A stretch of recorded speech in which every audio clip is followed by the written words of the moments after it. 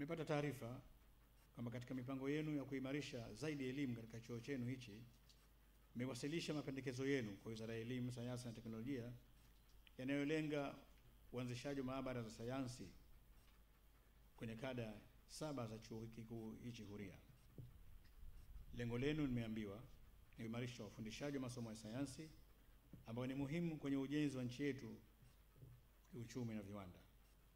Hili ni jambo jema sana ambalo kutokana na dhamira ya serikali zetu mbili ya kuimarisha uchumi wa viwanda, suala la kuwajengea wasomi wetu weledi na umahiri kwenye taaluma mbalimbali za sayansi na teknolojia linaeleweka vyema sana. Ni lazima chuo hiki kijiongezee uwezo katika fani za sayansi na teknolojia ili kiweze kukuza mchango wake katika pato la taifa na kuendeleza kasi ya uchumi nchini mwetu. Katika karne hii na zijazo, taasisi za elimu ya juu zinapaswa zibadilike kimtazamo na mwelekeo. Kwa upande mwingine, tunapaswa tuache kufanya kazi kwa mazoea. Wazungu wanasema business as usual. Na tuingize ubunifu hali ya juu katika shughuli zetu ili tuweze kuingia katika ushindani wa kitaalamu. Jukwaa la uchumi ulimwenguni, yani World Economic Forum, imeweka kipimo ambacho kinatathmini uwezo wa ushindani wa kila nchi duniani katika kufikia uchumi endelevu kwa manufaa ya nchi na watu wake.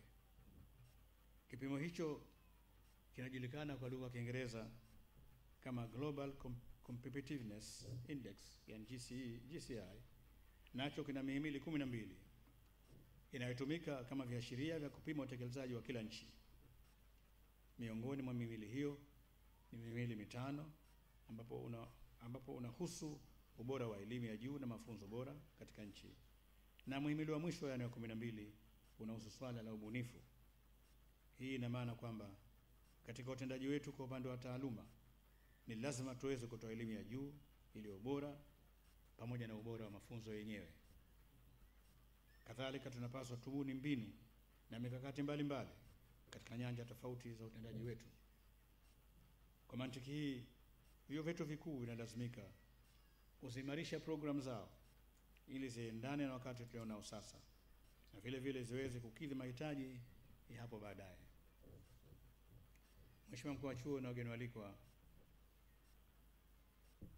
katu hatuwezi kumudu ushindani katika tasnia ya elimu na mafunzo iwapo tutabaki na mambo yale yale ya kawaida tu, wakati wenzetu duniani wakisonga mbele kwa kasi kubwa sana.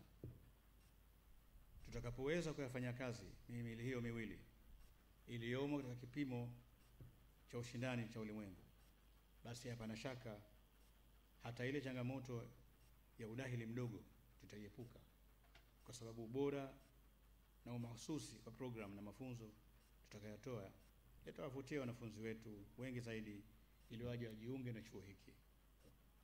Kwa kutia mkazo maelezo haya, nataka ninukuu usemi mmoja wa mfanyabiashara mkubwa wa Kimarekani anayejulikana kwa jina la Milton Hershey, unaosema, nataka ninukuu, "Give them quality. That is the best kind of advertising." Mwisho wa kunukuu. Tafsiri ya Kiswahili ya usemi huu ni kwamba wape watu kitu chenye ubora, na hiyo ndio maana nzuri zaidi ya kujitangaza. Kadhalika wahenga wanasema chema chajiuza, kibaya chajitembeza. Kadhalika ubunifu wenye tija ambao unaweza kuongeza thamani na taaluma mnayoitoa na kuipandisha hadhi chuo kikuu hiki utatokana na jinsi mtakaojishughulisha kwenye kazi za utafiti katika nyanja mbalimbali za taaluma. Tafiti mtakazozifanya zitakuwa na maana kubwa sana, hasa iwapo mtashughulikia na yale maeneo yanayogusa vipaumbele katika utekelezaji wa mipango yetu ya maendeleo. Na pale tusipolipa mkazo swala hili ya kufanya utafiti katika vyuo vyetu vya elimu ya juu, tunaweza kujikuta tuko nyuma kitaaluma na kitaalamu. Tukumbuke ule usemi usemao, "He who does not do research has nothing to teach." Yaani asifanya utafiti basi hana kitu cha kufundisha. Kwa Kwa hivyo nakuhimizeni wahadhiri na wataalamu mbalimbali wa chuo kikuu hiki Huria cha Tanzania, mjikite katika kufanya utafiti pamoja na kuwashirikisha na muwafundishe wanafunzi wenu katika ngazi za aina hiyo, na myatumie matokeo ya tafiti zenu katika kuimarisha maendeleo ya nchi yetu. Mnapaswa muelewe kwamba wakufunzi wasiofanya tafiti na kuandika machapisho yao ya kitaalamu na kitaaluma, kwa sababu hawawezi kupanda daraja za juu. Watapanda daraja za juu na kupata CV zenye ubora zaidi iwapo watafanya utafiti na kuchapisha matokeo ya tafiti zao. Hata wale wanaopenda wapate jina la uprofesa hawatolipata iwapo hatachapisha tafiti zao. Hili ninafahamu na lijua, kwa ni jambo la kawaida kwenye vyuo vikuu. Naamini kwamba kutokana na hatua ambazo chuo hiki kimefikia, wataalamu wa kufanya kazi hizo wapo wa kutosha, na wengine watajiunga hivi karibuni. Vile vile usimamizi mzuri wa kazi ya wanafunzi, ikiwa mitihani, uamirishaji wa huduma katika ufuatiliaji wa wanafunzi wenu, yani supervision, bila kuwakatisha tamaa, ni miongoni mwa mambo itakayotuwezesha watoe wahitimu bora zaidi wa chuo hichi, ambapo nao watasaidia kukitangaza, kukijengea sifa na heshima chuo hiki. Mfumo wa kutoa elimu kwa njia ya masafa umedhihirika kuwa ni mfumo unasaidia sana kutatua tatizo la mawasiliano katika hali tofauti za maisha. Tuangalie wakati kama huu ambapo sehemu kadhaa duniani bado zimo katika mapambano ya janga la maradhi ya COVID-19. Shughuli za kitaaluma na nyingine za maendeleo kipindi kilichopita zilizolazimika kusimama kwa muda usiojulikana, lakini mikutano imeweza kufanyika kupitia television maalum zinazounganishwa, yani video conferencing, na wajumbe wa vikao hivyo wameweza kuwasiliana wakiwa katika nchi zao. Wafanyabiashara nao wakiwasiliana na wateja wao na wafanyakazi wengine walifungua ofisi zao majumbani na kuwasiliana kikazi na wafanyakazi wenzao na wakuu wao wengine waliofanya kazi za aina moja. Baadhi ya vyuo na skuli kadhaa zimeendelea kuendesha masomo yao kwa utaratibu huu wa masafa kwa kutumia simu za mkononi kwa njia Skype na WhatsApp, ingawa hapo awali hazikuwa katika mfumo huu wa leo. Hii inaonyesha kwamba mfumo huu hauchakai na unakwenda sambamba na teknolojia ya kisasa. Kwa hivyo una wajibu wa kujijengea zaidi kimataifa kwa kutoka nje na kujifunza zaidi katika vyuo kama hivi vyetu, ili muone wenzenu mnaofanya kazi na mshirikiane nao. Anzisheni ushirikiano na vyuo vingine vinafanya vizuri nchi za nje, na mimi naamini uzoefu huo mnavyo, kwani nimeanza kushirikiana nao vingi katika nafasi zenu. Haya ndio mambo ambayo yatakipandisha hadhi chuo hichi zaidi huko tendako. Mheshimiwa Mkuu wa Chuo na wageni walikwa, jambo jingine ambalo nataka nilisisitize kwa upande wa taaluma ni kuwajengea wanafunzi wenu mfumo ambao wakimaliza masomo yao wataweza kuyafikia matarajio yao na matarajio ya ajiri wao katika kazi wanazozifanya, na wale ambao hawana ajira wataweza kujiajiri wenyewe. Ni jambo la busara kufanya mazungumzo na kila baada ya muda na sekta nyingine zenye fursa za ajira, ili muelewe mahitaji yao na mzipange kozi zenu kwa mujibu wa mahitaji hayo. Hili ni jambo jingine ambalo linaweza kuwavutia wanafunzi kuja kujifunza katika chuo hiki. Naelewa kwamba kwenye mafanikio hapakosi changamoto, na changamoto ni ishara na aina moja ya maendeleo.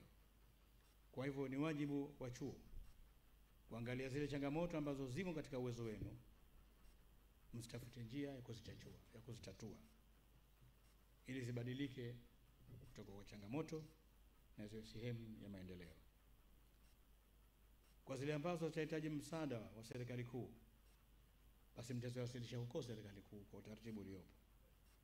Naamini kwamba serikali iliyoko madarakani anayoongoza Mheshimiwa Dr. John Pombe Joseph Magufuli ni serikali makini, na kama haitaweza kuziacha changamoto hizo zinazoashiria kudumaza maendeleo ya nchi yetu na taifa ziendelee kuwepo.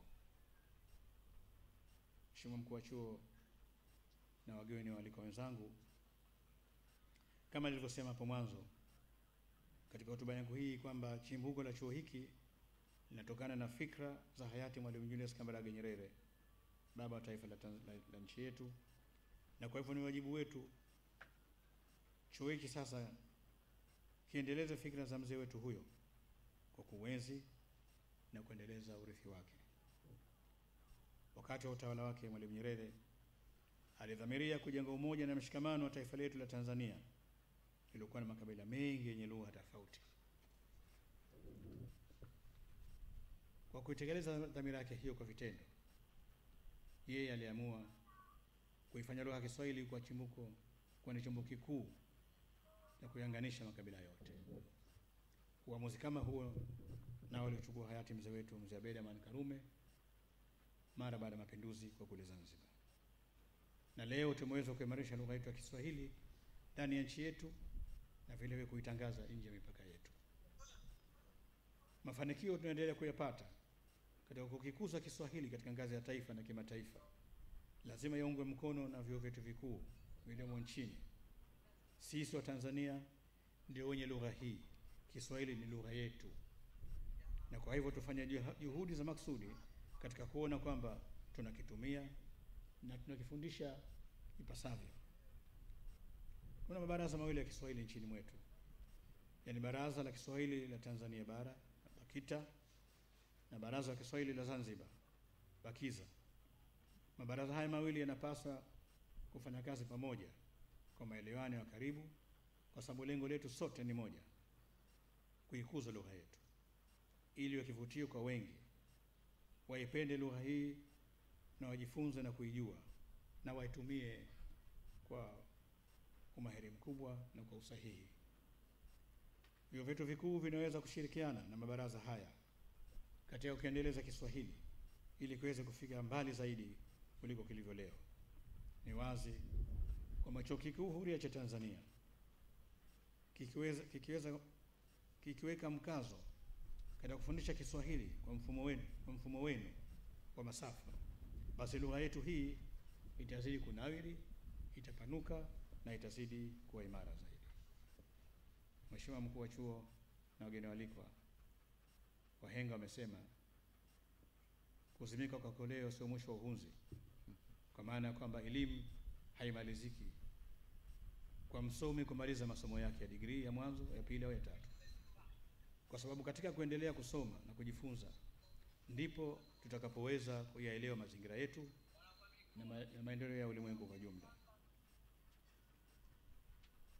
Ingekuwa si binadamu kuendelea kusoma na kujifunza kila siku, basi maisha yetu yasingefikia katika daraja tulionao hivi leo. Tumefika hapa kwa kusoma na kujifunza. Mheshimiwa Mkuu wa Chuo na wageni waalikwa, namalizia hotuba yangu kwa kushukuru tena uongozi wa Chuo Kikuu hichi Huria kwa kunipa heshima kubwa kunialika niwe mgeni rasmi katika hafla hii muhimu sana. Natoa shukrani zangu kwa mkuu wa chuo kwa mara nyingine tena, Mheshimiwa Mizengo Kayanza Peter Pinda, kwa kunipa heshima hii kwa mara ya pili. Mara hii nimeweza kujikongoja na nimekuja.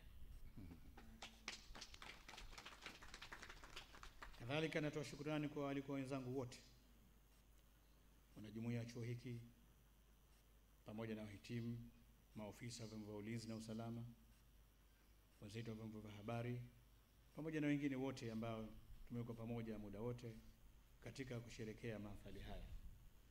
Muomba Mwenyezi Mungu awajalie wajumbe baraza la chuo, uongozi wa kitaaluma na uendeshaji wa chuo na wafanyakazi wote wa chuo hiki wapate weledi zaidi, umahiri mkubwa, pamoja na upendo na mshikamano katika kukiongoza chuo hiki ili kiendelee kupata mafanikio makubwa zaidi. Kadhalika kwa upande wa wanafunzi, namwomba Mwenyezi Mungu nanyi akupeni uwezo wa kuhitimu elimu yenu ipasavyo, ili jamii ya taifa letu iendelee kupata baraka na mafanikio kwa manufaa yetu sote, na taifa hili lizidi kutajika katika medani za kikanda na kimataifa.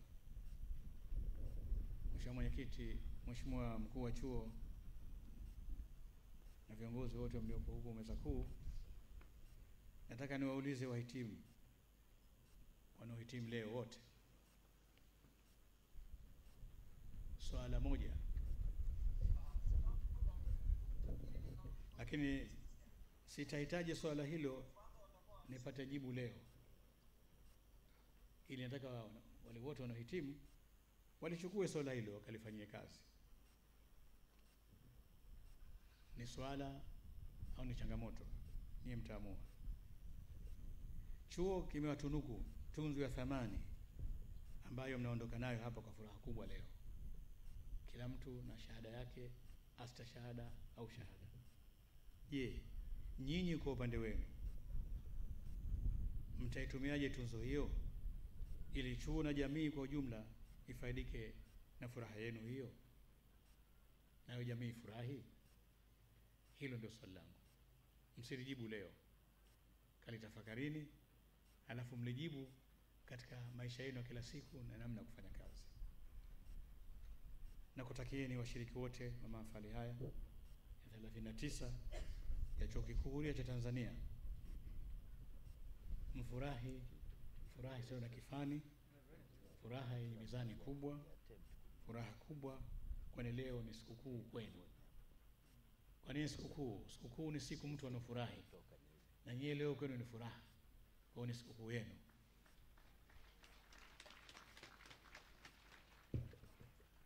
Kila mtu akafurahi kwa kiwango chake, lakini msivuke viwango vya furaha. Furahi katika viwango vya kawaida vya kibinadamu. Na kutakieni safari njema ya kurejea nyumbani, mwende na furaha kubwa, mfurahi na familia zenu, na sisi sote tunakupongezeni kwa furaha ya siku ya leo ya kufanikiwa masomo yenu. Asanteni sana kwa kunisikiliza nyote. Tusimame jamani, tusimame. Pigie makofi ya kutosha Mheshimiwa Rais Mstaafu Shein. Makofi na vigelegele ya kina dada. Safi sana. Rais Mstaafu Shein oye! Kwa hotuba nzuri aliyotupatia bado hamjatoa vya kutosha. Rais Mstaafu Shein oye! Mahafali ya 39 oye! Nawashukuru sana. Asante sana Mheshimiwa mgeni wetu. Tunaomba tuketi. Tunashukuru sana kwa nasaha zako na hutuba yako nzuri kabisa, na kwa kweli wewe ni mdau mkubwa wa Chuo Kikuu Huria kama ulivyosema, na pale kwenye ofisi yako ulipotoka tunaye mwandishi wa hotuba Daktari Usi Makame Haji, alihitimu PhD yake hapa kwetu Chuo Kikuu Huria, na leo pia tunaye mkutubi wa maktaba ya Rais Ikulu Bwana Juma Haji, naye yuko hapa leo, anahitimu shahada ya uzamili katika ukutubi kutoka Zanzibar. Hebu asimame kwa Bwana Haji. Huyu hapa. Kwa hiyo kwa kweli katika Ikulu ya Zanzibar tunao wahitimu wengi sana wa chuo hiki, lakini vile vile katika sekta mbalimbali za utumishi wa umma, sekta binafsi, wanatoka Chuo Kikuu Huria. Chuo Kikuu Huria oye! Asante sana. Profesa Bisanda, endelea na utaratibu. Mheshimiwa mgeni rasmi, hapa ukiweka unazuia signal kwa Mheshimiwa Mkuu wa Chuo, yani usitoke hapa. Mwenyekiti wa Baraza la Chuo, itifaki ikiwa imezingatiwa meza kuu, na maneno mawili tu ya kutoa shukrani kwa hotuba kubwa. Jambo la kwanza, namshukuru mgeni rasmi kwa hotuba nzuri ambayo imesheheni maneno mengi sana ya busara. Lakini la pili, lile swali ulilowauliza wahitimu, naomba nilirudie kwamba wewe unayehitimu leo utakifanyia nini chuo na jumuiya ya Watanzania kwa shahada yako uliyopata.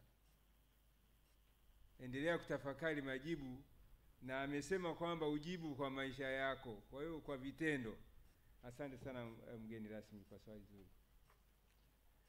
Sasa ninamkaribisha naibu makamu mkuu wa chuo taaluma aendelee na utaratibu uliopangwa wa kuwahudhurisha wahitimu waliofuzu na kustahimili kutunukiwa shahada za uzamivu. Karibu sana BBC Academy.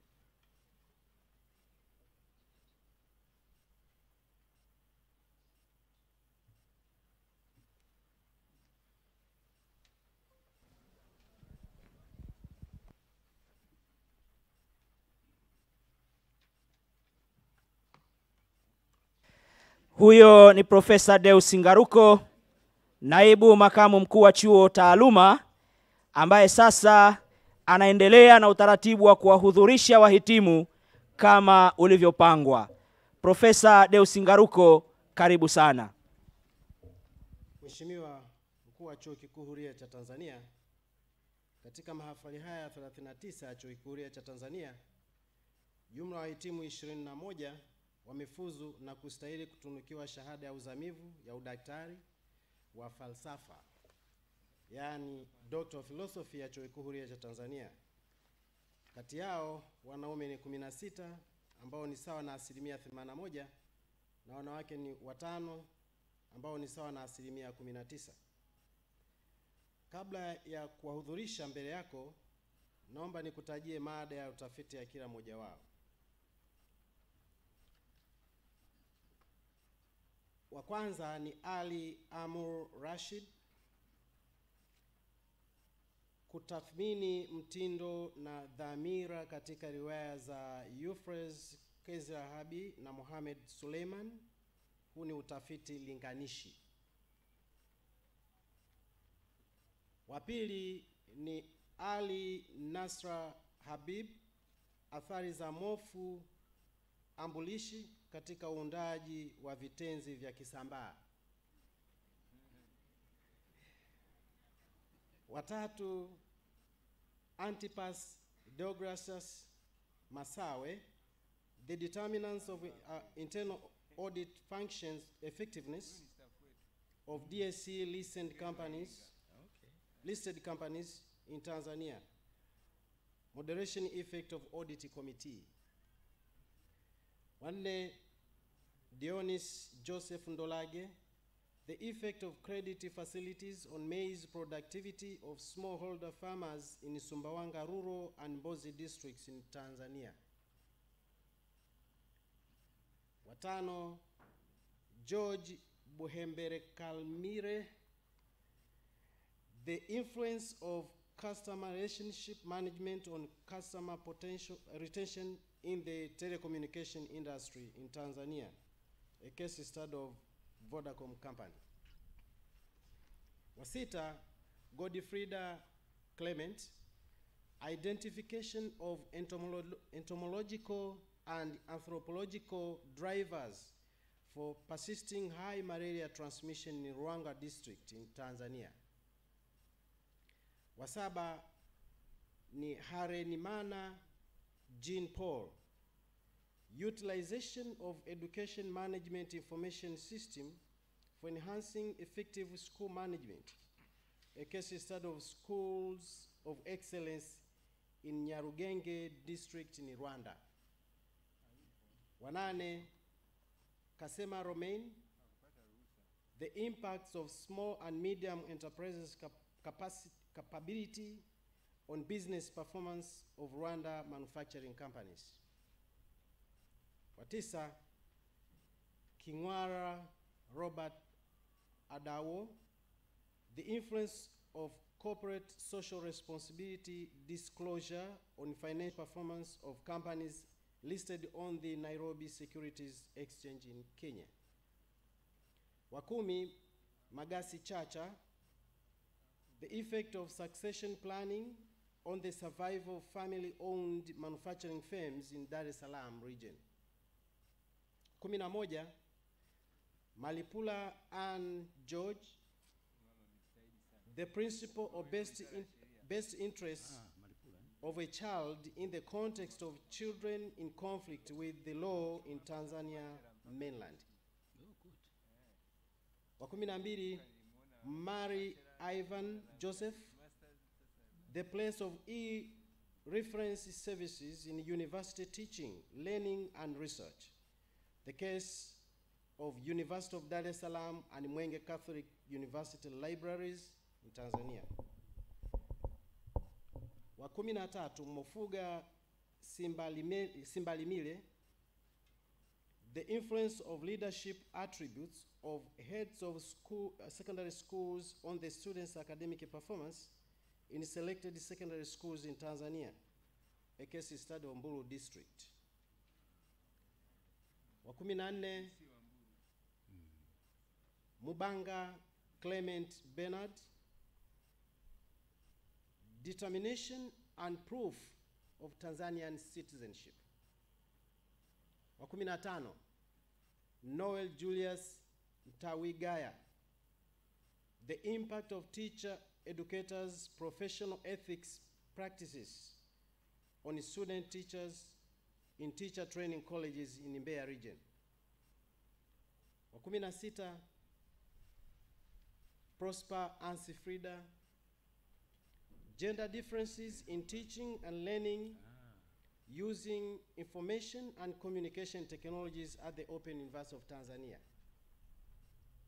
Wa 17, Sasi Akinyi Lydia, a gendered analysis of the determinants of young farmers' intention to use ICT for accessing agriculture marketing information, a case study of Moshi and Ifakara councils. Wa 18, Shata Deus Nicodemus, the critical success factors for adoption of national electronic procurement system in the public sector in Tanzania. Wa 19, Sote Azimio, uchambuzi wa unyambulishaji vitenzi katika lugha ya Kimalila. Namba 20, Suta Damas, the human resource practices and performance of Tanzania local government authorities, a case study of Kinondoni and Mbozi district councils. Na wa 21 ni Togolai William Mbega, causes of academic performance disparities between government and non-government secondary schools in Mwanza urban Tanzania. Mheshimiwa Mkuu wa Chuo, sasa ninayo heshima kuwahudhurisha watafiti hawa wote mbele yako kama ifuatavyo na kwa utaratibu uliopangwa. Wa kwanza, Ali Amur Rashid kutoka Pemba. Asante sana, hongera sana Amur Rashid. Huyo ni mwanafunzi ambaye amesimamiwa na Profesa Emmanuel Mbogo pamoja na Dr. Omar Mohamed Maguo ambaye ni MC kwenye shughuli ya leo. Tumemsimamia, hatimaye amehitimu PhD yake kutoka Pemba kule visiwani. Tunaamini kwamba okay, endelea. Ni Ali Nasra Habib. Nasra Habib, karibu sana. Mwalimu wetu huyo, mfanyakazi wa Chuo Kikuu Huria cha Tanzania. Timu wote wasubiri wamepanga hapo. Usiondoke. Unarudi pale pale ulipokuwa. Tutoka baada ya Brasdan. Watatu ni Antipas Deogratias Masawe. Prime Minister Mr. Masawe, naye mfanyakazi wa Chuo Kikuu. And they're being called by their names.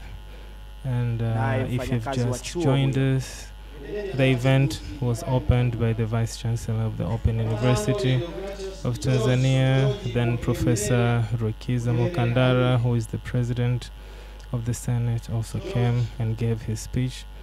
But again, the event was officially opened by the representative of the regional, the representative of Pwani, the RC of Pwani, who has been represented by Mr. Ntemo. Then we went ahead to listen to the speech of the Vice President, the Vice Chancellor of the Open University of Tanzania, who went ahead and welcomed the former President of Zanzibar, who is the guest of honor, who went ahead and gave his speech. And now what you're seeing is a total of 21 PhD students who are now being conferred their PhD degrees, which is actually the main event which is happening here. So they are now in front of you. As you can see, they have been accompanied by their research supervisors, the PhD supervisors. So one after one is being called in front to receive their PhD degrees. This is actually a huge achievement. As it was said before in the speech of the Vice Chancellor of the Open University of Tanzania and the Chancellor, Honorable former President of Zanzibar, Dr. Ali Mohammed Shein, that there are over 100,000 admissions of students at the Open University of Tanzania. And since the commencement of the university, since the inception of the university, more than 46,000 students have been able to graduate in different degrees at certificate level, diploma level, bachelor level, master's degrees, and PhD degrees. And today, what you're seeing right now here in front of you, there'll be a total of about 3,000 students who will be conferred their degrees. And the event has just started by these 21 graduates who have just completed their PhDs. One by one is being called in front. We also have a group of Ghanaian graduates from Accra, from Lao University in Accra, Ghana. They're also expected to receive their master's degrees in Masters of Business Administration. They're with us live from Accra, Ghana as we speak. But the event right now here is happening live at Kibaha, Bongo, which is the headquarters of the Open University of Tanzania. Sote azimio. Lugha ya Kimalila ile mlifurahia sana ile. The Chancellor, nimesimamia mimi na Dr. Julius Frank yule anemsindikiza pa Honorable Mizengo Kayanza Peter Pinda, who was the former Vice President of the United Republic of Tanzania, is now conferring these PhD degrees to these 21 graduates. And this exercise has just started, which will then be followed by conferment of other degrees of masters, and then bachelor degrees, and then kamanda wetu kutoka Songwe kule, ongera sana, will be certificate degrees from different courses.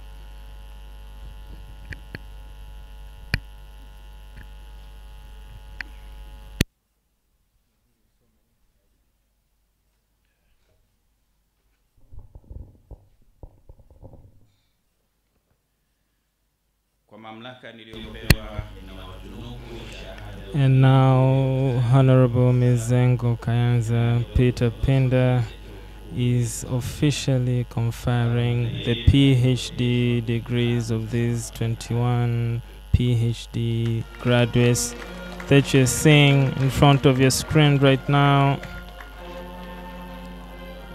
as I quote him, by the authority that has been bestowed to him by the Senate of the Makofi na Open vigelegele. University of Tanzania. Tuwashangilie vya kutosha kabisa wahitimu wetu hao PhD wa shahada za degrees uzamivu to kutoka Chuo Kikuu Huria cha Tanzania. students, to Sio kazi 21 nyepesi, graduates of the ni Open kazi nzito University of kidogo. Tanzania, and they're Tunawapa now kongole going na back to pongezi have their sana seats.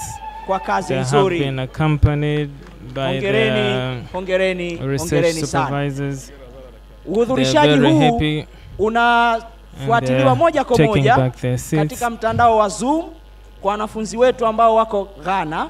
Kwa hiyo As I also said wanatufuatilia moja earlier, kwa moja, lakini vile vile We're kwenye being ODL viewed TV live YouTube channel ya by Chuo Kikuu Huria. our Shughuli fellow hii ipo colleagues mubashara, as our fellow inafuatiliwa nchi graduates from nzima na Accra duniani kwa ujumla. University, Profesa Ghana. Ngaruko, As endelea. I said earlier, 61 graduates from Accra, Ghana, our constituency,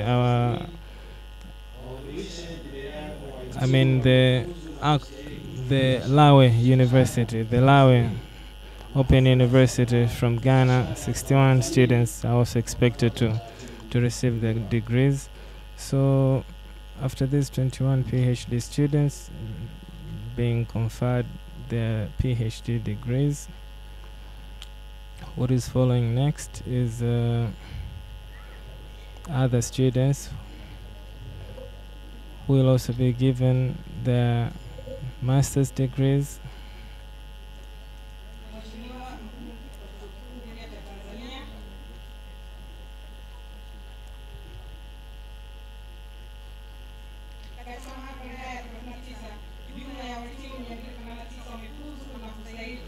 As we say, za Chuo Kikuu Huria cha Tanzania, yani master degree katika fani mbalimbali.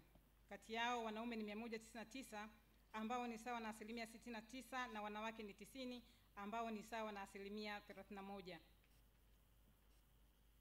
Wahitimu katika shahada ya uzamili ya usimamizi wa miradi, yani Master of Project Management, ambao jumla yao ni 22 na majina yao yameorodheshwa katika ukurasa wa 10 hadi wa 11.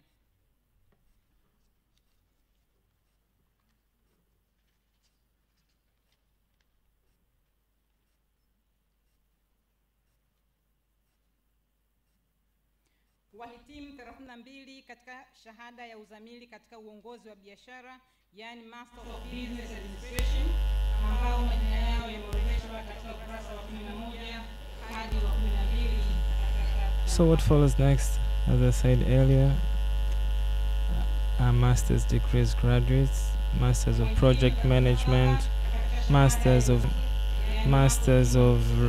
human resources management. All these coming forward that you're seeing right now on your screen are expected graduates from different master's level here at the Open University of Tanzania, up in front ready to receive their degrees. This is a huge achievement, as you can see.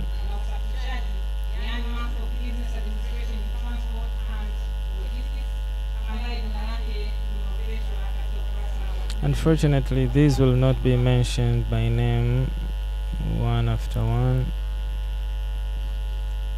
like the PhD degrees, but they're all being called in front. All these that you see are expected graduates who have just completed their master's degrees. They are being called in front, ready to receive their degrees. This is a huge achievement for them.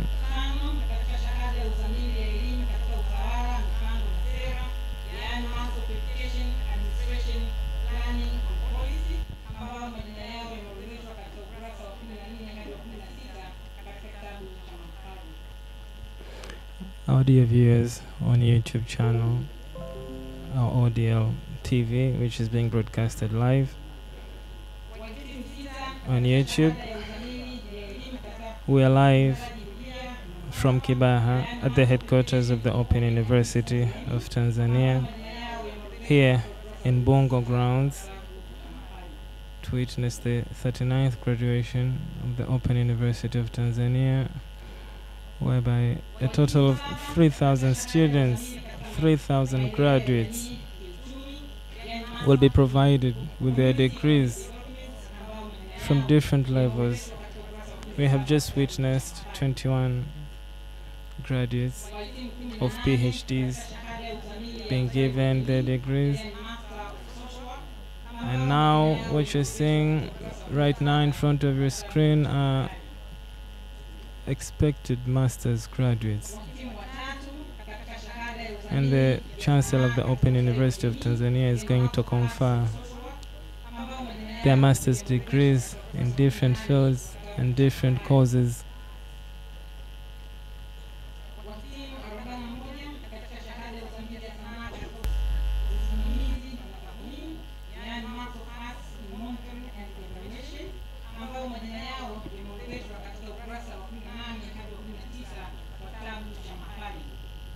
Expected graduates in Masters of Monitoring and Evaluation are also coming in front. 7 graduates in Masters of Science in Economics, whose names have been listed in the graduation book, are also invited to come in front.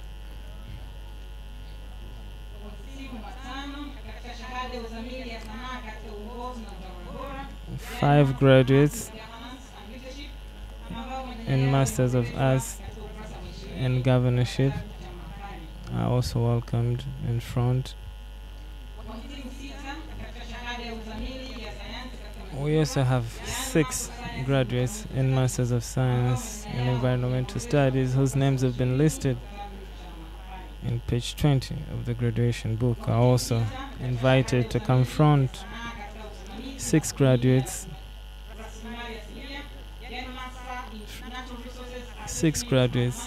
of Masters of Resource Management are also being called in front to be conferred on with their master's degrees.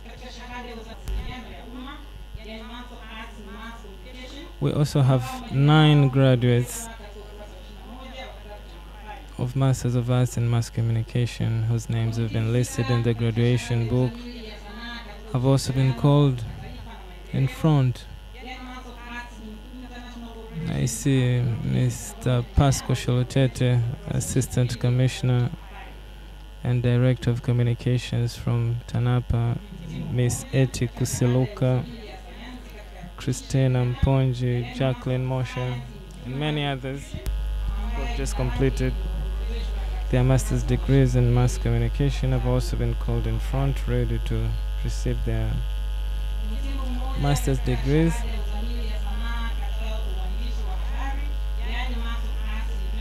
There is also one graduate who is also graduating today in Masters of Arts in Journalism.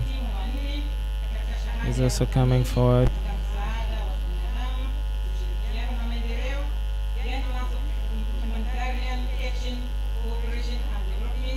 So taking Masters of Humanitarian.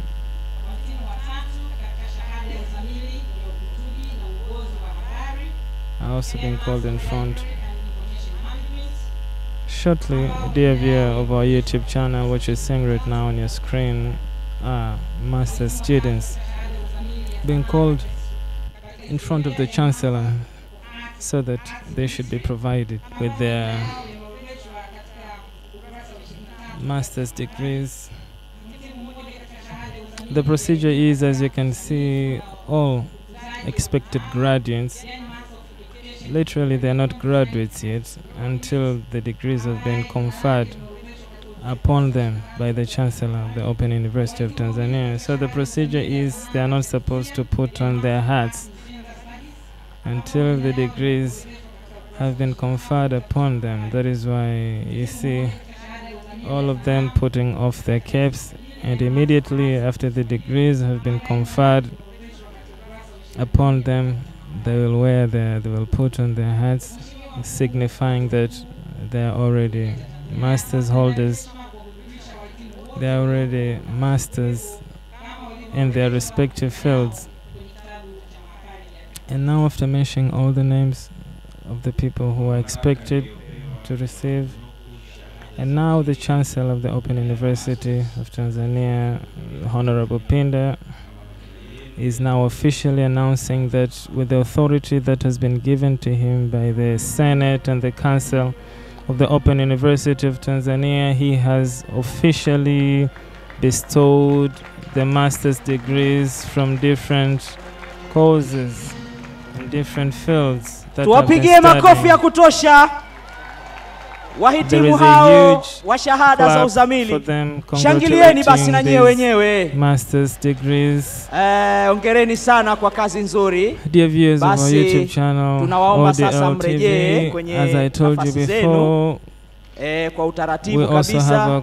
Tunawapongeza sana kwa jitihada kubwa zilizowawezesha kuhitimu, lakini kubwa zaidi ni kwenda kuwahudumia wananchi wetu huko kwenye maeneo yetu tunayofanyia kazi. 11 students, 11 graduates from who have been taking their master's degrees in business management. Asante sana, tuende kwa haraka kidogo.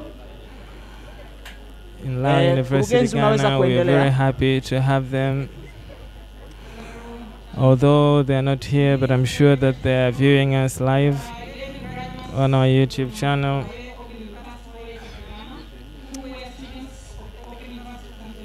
Yeah, and now what is following next, as I told you before, 11 graduates from Lao University, Ghana are about to be mentioned, and their names are being mentioned right now, the graduates from Lao University, Ghana. And the Chancellor of the Open University of Tanzania has now officially bestowed the master's degrees in business administration to the 11 Jamani, tuwapigie makofi ingawa wako mbali watatusikia. Washangilie kidogo. Vigelegele jamani, watu wa Ghana kule watusikie. This huge applause that you hear is for the 11 graduates from Lao University in Ghana.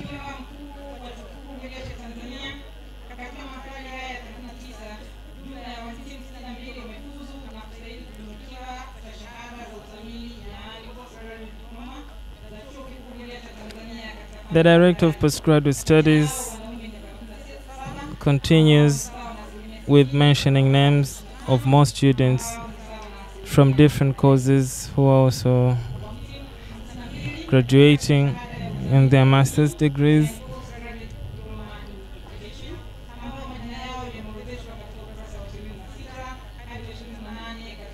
These are names of graduates who have been taking postgraduate diploma.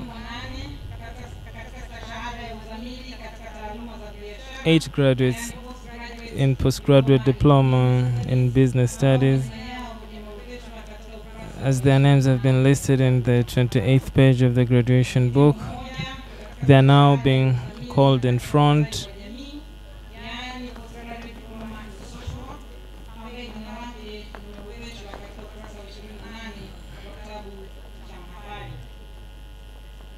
These coming forward are postgraduate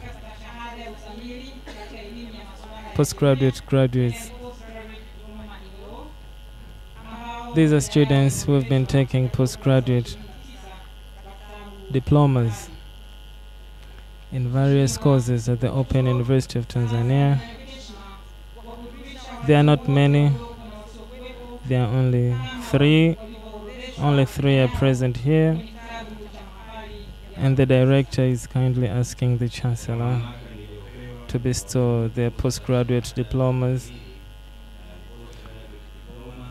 with the authority bestowed to me by the Senate. I am officially conferring to you postgraduate diplomas in the courses that you've been taking as listed in the graduation book.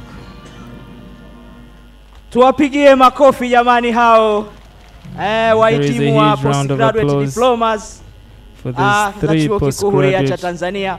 diploma Hongereni graduates. sana. Karibu mkuu wa kitivo cha sanaa na sayansi za jamii, tuendelee na utaratibu.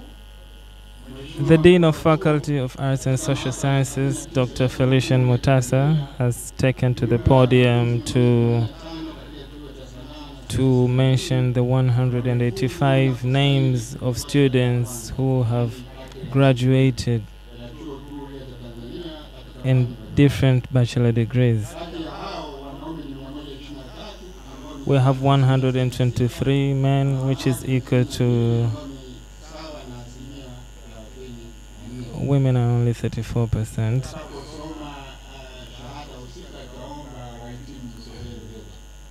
Yeah, so names will be called and the people will come forward.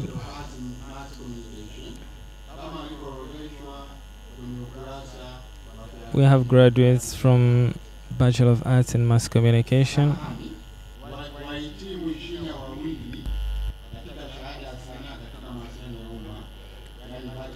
It's actually 22 students from Bachelor of Arts in Mass Communications as listed in the graduation book.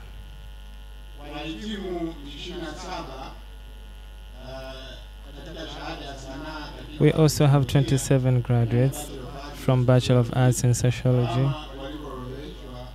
The names are not being called, but they're kindly been asked to come in front. There is also one graduate in Bachelor of Arts in Social Work. So all the students that you're seeing in front of you are students who have graduated from the Faculty of Arts and Social Sciences, who have been taking various courses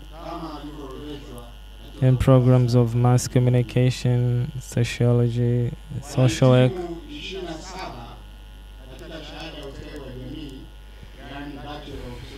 There are also 27 graduates who have been taking Bachelor of Arts in Social Work. All these are being called in front, and the Vice Chancellor, the Chancellor of the Open University of Tanzania, Honorable Peter Pinda, the former Prime Minister of the United Republic of Tanzania, will confer their bachelor degrees.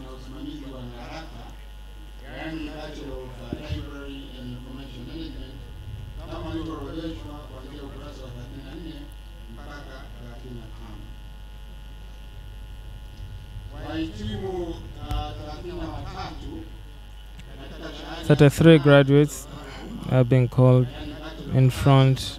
These are the ones who have been taking Bachelor of Arts in Public Administration, as they have been listed from page 35 to page 36 of the graduation book. We also have 18 graduates, those who are taking Bachelor of Arts in International Relations. They're now also being called in front.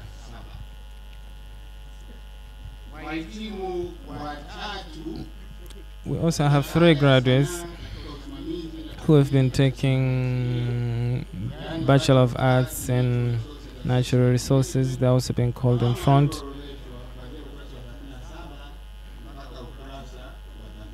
This is the Dean of Faculty of Arts and Social Sciences, Dr. Felician Mutasa, who is calling in front about 183 students who have graduated in different courses, some of them being mass communication, sociology, social work, political science, public administration, tourism, all these different courses that you're hearing right now belong to the Faculty of Arts and Social Sciences. We also have journalism students who are expected to graduate today. And we also have one graduate who will be graduating in Bachelor of History. We also have 6 graduates 6 students who have been taking Bachelor of Arts in Community Development. And now the Dean of Faculty of Arts and Social Sciences is happy to present the names to the Chancellor of the Open University of Tanzania so that he should confer their degrees. And now the Chancellor of the Open University of Tanzania is officially conferring degrees, as mentioned earlier, Bachelor of Arts degrees. Now the graduates are wearing their hats, signifying that the degrees have already been conferred on them. Makofi ya kutosha, makofi na vigelegele kwa wahitimu wetu hao wa kitivo cha sanaa na sayansi za jamii. Congratulations. Haya, jishangilieni na nyewe wenyewe basi. A total of 183 students who have graduated from different courses from the Faculty of Arts. Mambo safi and Social Hongereni Sciences. sana. Tunawapongeza sana. Sasa mkatoe huduma bora. Swali mliloulizwa na mgeni rasmi kalitekelezeni. Mambo yatakuwa vizuri. Asante sana. So the exercise of conferring degrees to the graduates of Faculty of Arts and Social Sciences is over. Safi sana wahitimu wetu hao. And now we have more. Mtiva, kitivo cha elimu, endelea na utaratibu. Now this is the Faculty of Education. And the Dean of Faculty of Education right now is announcing that a total of 335 students from the Faculty of Education have successfully graduated in their degrees. There have been 130 graduates in Bachelor of Arts with Education, as listed in the graduation book on page 40. This is the Faculty of Education. Usually the Faculty of Education has the highest number of graduates in most universities. 163 more students from the Faculty of Education are also being called in front to ready to receive their Bachelor of Arts degrees.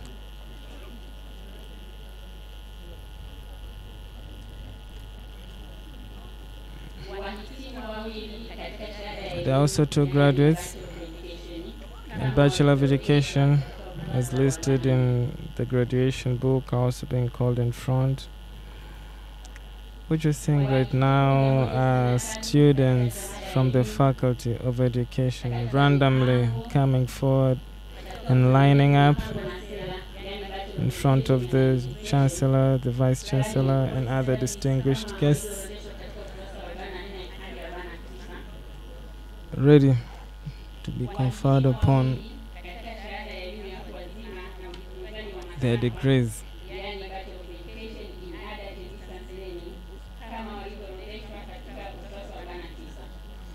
Adult and distance learning graduates are also being called in front.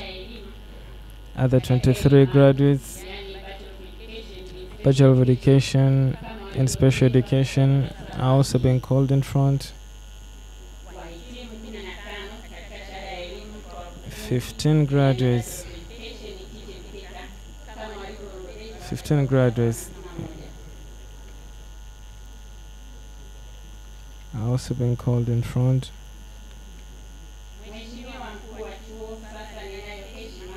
Now the Dean of Faculty of Education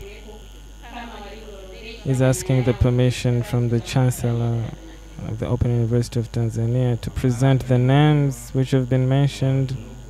And now the Chancellor of the Open University of Tanzania, with the authority that has been bestowed on him by the Senate, he is now officially conferring the degrees to these students from Faculty of Education, and they're now wearing their hats, signifying that tuwapigie makofi walimu wetu.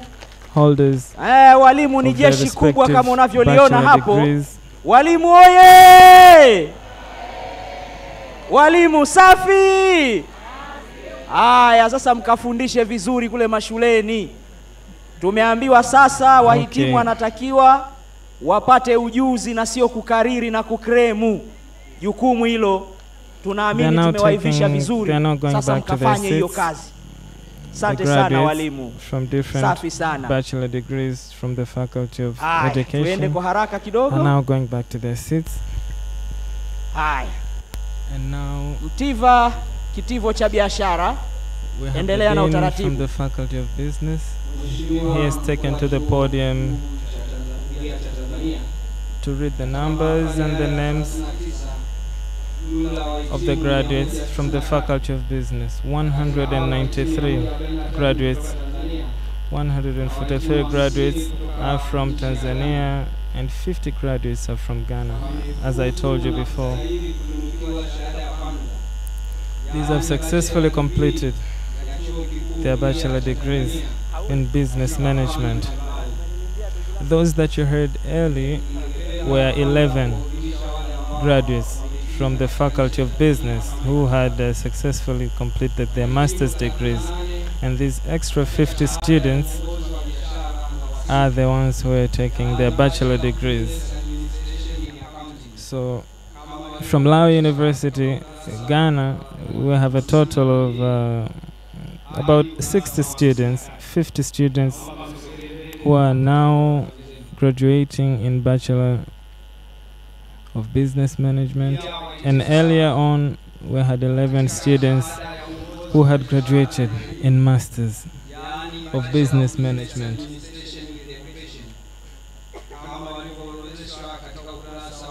These that you see coming in front right now are graduates from the Faculty of Business, being called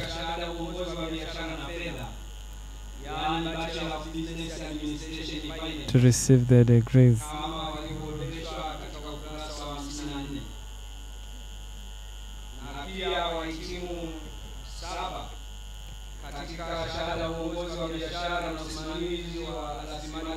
Seven students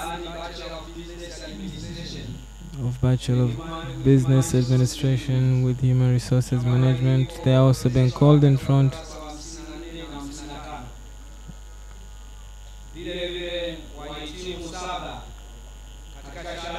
So this is the third session now.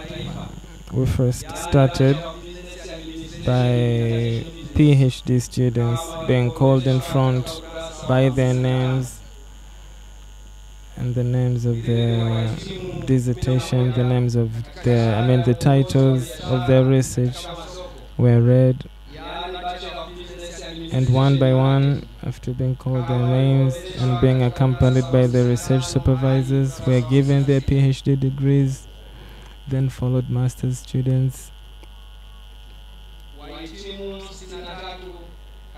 Then came master's students from the Faculty of Arts and Social Sciences. Then came more students from the Faculty of Education. And what you're seeing now are students, undergraduate students, specifically from the Faculty of Business, who are taking different courses in the Faculty of Business, are being called in front to receive their degrees. And now the Dean of Faculty of Business is presenting the students to the Chancellor of the Open University of Tanzania. And now the Chancellor of the Open University of Tanzania is conferring the bachelor degrees to all the students from the Faculty of Business as their names appear in the graduation book, and they're now wearing their hats signifying the official conferment of their degrees.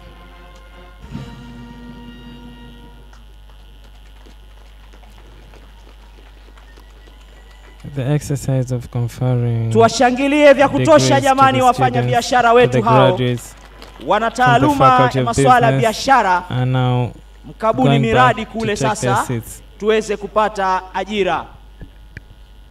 Mkuu wa kitivo tunakwenda kuwapa wale wa Ghana, au sio? Sawa, basi hebu waite hapo wasogee karibu na screen. Okay. Also, Honorable Councillor, in this graduation ceremony, there are 50 graduates from Lawe Open University College of Ghana who were students of the Open University of Ghana. Now the Dean of Faculty of Business is taking the chance to announce the students from Lawe University of Ghana. As I've said before, 19 graduates are males, while 31 graduates are female. I request the graduates to come forward so that they can be visible on screen, so that you can confer their degrees.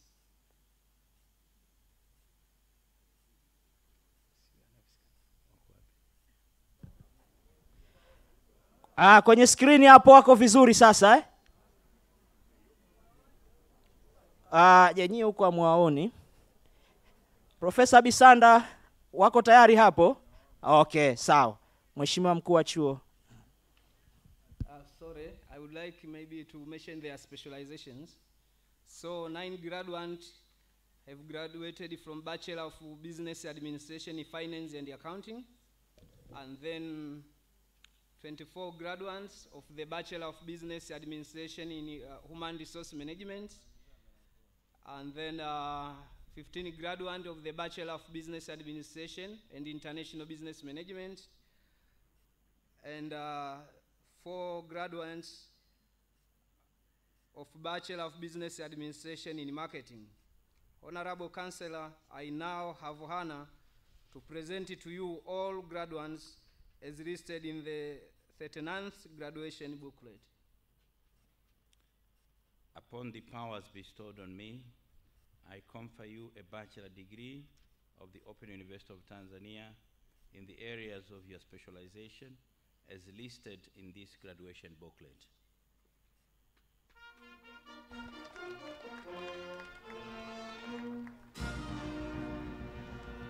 Jamani, tuwape makofi, watatusikia.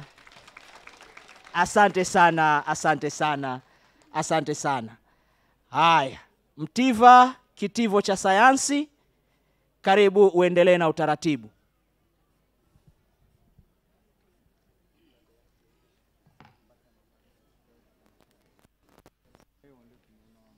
Mheshimiwa mkuu wa chuo, katika mahafali haya ya 39 ya Chuo Kikuu Huria cha Tanzania, jumla ya wahitimu 71 katika kitivo cha sayansi, teknolojia na taaluma za mazingira wamefuzu na kustahili kutunukiwa shahada ya kwanza, yaani bachelor degree ya Chuo Kikuu Huria cha Tanzania.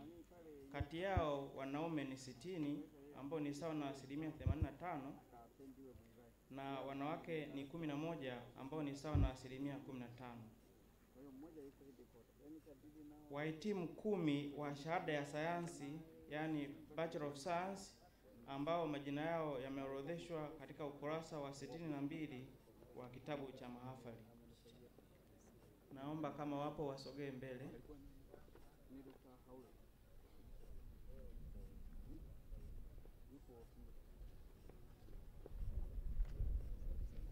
Wahitimu 15 wa shahada ya sayansi na elimu, yani Bachelor of Science with Education, ambao majina yao yameorodheshwa katika ukurasa wa 63 wa kitabu cha mahafali.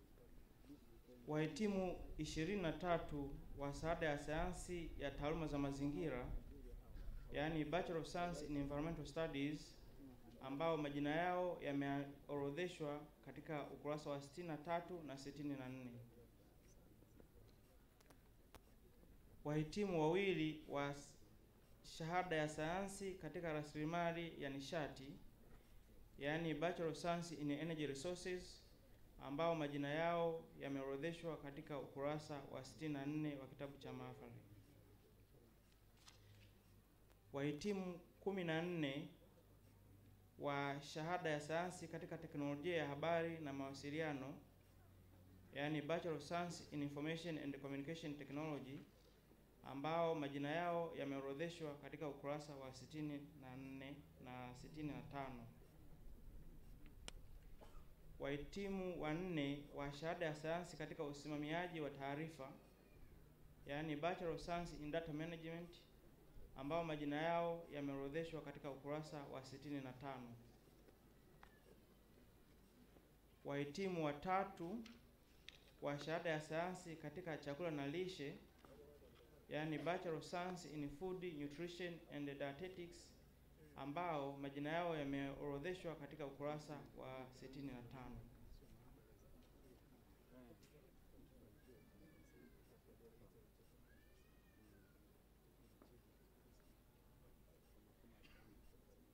Mheshimiwa Mkuu wa Chuo, sasa ninayo heshima kuwahudhurisha wahitimu wote waliopo na wasiokuwepo kama walivyoorodheshwa majina yao kwenye kitabu cha mahafali ya 39.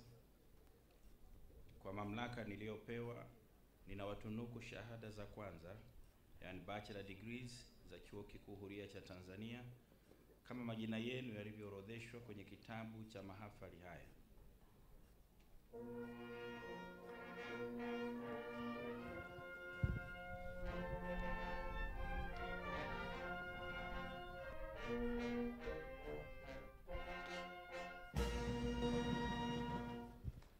Asante sana wanasayansi. Tuwapigie makofi jamani wanasayansi wetu hawa. Na nyie basi jipigeni makofi wanasayansi. Hongereni sana. Hongereni sana. Sasa ni mtiva kitivo cha sheria. Dr. Rindiston, karibu endelee na utaratibu.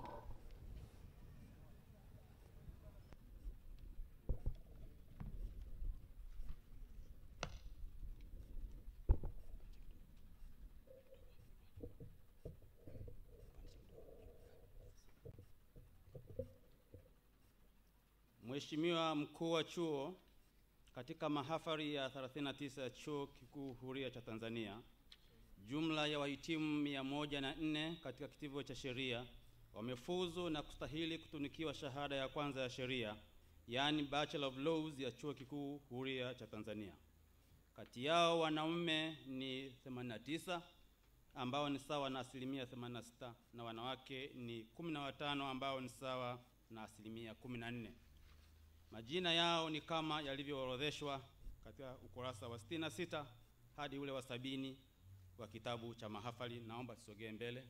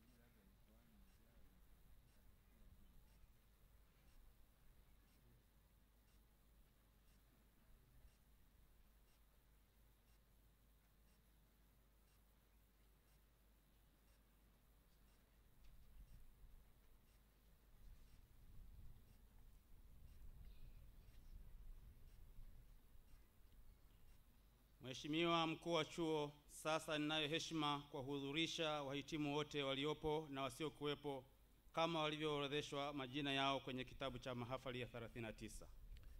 Kwa mamlaka niliyopewa, ninawatunuku shahada za kwanza, yani bachelor degrees za Chuo Kikuu Huria cha Tanzania kama majina yenu yalivyoorodheshwa kwenye kitabu cha mahafali haya.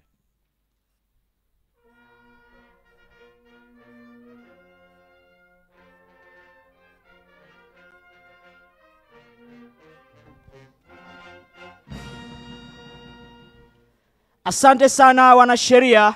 Tuwapigie makofi jamani wanasheria wenzetu hao. Waende wakatuhudumie vizuri. Jamani wanasheria, hebu jipigieni makofi basi.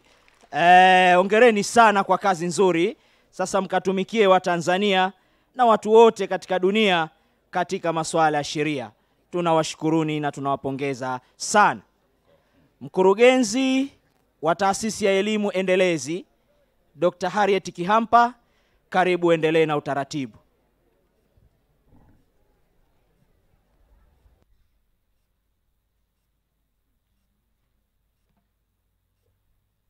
Tunaomba watu wasitoke, tunaelekea mwishoni tu mwa shughuli yetu, kwa hiyo tunaomba tutulie, tumalize vizuri, alafu tutasambaa bila tatizo lolote. Kwa sasa tutulie. Daktari, endelea. Mheshimiwa Mkuu wa Chuo Kikuu Huria cha Tanzania, katika mahafali haya ya 39, jumla ya wahitimu 722 wamefuzu na kustahili kutunukiwa stashahada, yaani diploma za Chuo Kikuu Huria cha Tanzania. Kati yao wanaume ni 557 ambao ni sawa na 49%, na wanawake ni 365 ambao ni sawa na 51%. Wahitimu 48 katika stashahada ya mafunzo kwa vijana wa Jumuiya ya Madola katika maendeleo, yaani Diploma in Commonwealth Youth Program in Youth in Development Work, ambao majina yao yameorodheshwa katika ukurasa wa 71 mpaka 72. Wahitimu 321 katika stashahada ya ualimu wa elimu ya msingi, yaani Diploma in Primary Teacher Education, ambao majina yao yameorodheshwa katika ukurasa wa 73 mpaka wa 83. Mhitimu mmoja katika stashahada ya elimu huria na masafa, yaani Diploma in Distance Education and Open Learning, ambaye jina lake liko katika ukurasa wa 83. Wahitimu 332 katika stashahada ya ualimu wa elimu ya awali, yaani Diploma in Early Childhood Care and Education. Majina yao yameorodheshwa katika ukurasa wa 84 mpaka ule wa 94. Wahitimu 6 katika stashahada ya ukutubi na usimamizi wa habari, yaani Diploma in Library and Information Studies, ambao majina yao yapo katika ukurasa wa 94. Mhitimu mmoja katika stashahada ya ugavi na manunuzi, yani Diploma in Procurement and Supply, ambaye jina lake liko katika ukurasa wa 94. Na wahitimu 15 katika stashahada ya sayansi katika kompyuta, yani Diploma in Computer Science, ambao majina yao yameorodheshwa katika ukurasa wa 94 mpaka wa 95. Mheshimiwa Mkuu wa Chuo, sasa ninayo heshima kuwahudhurisha wahitimu wote waliopo na wasiokuwepo kama walivyoorodheshwa majina yao kwenye kitabu cha mahafali.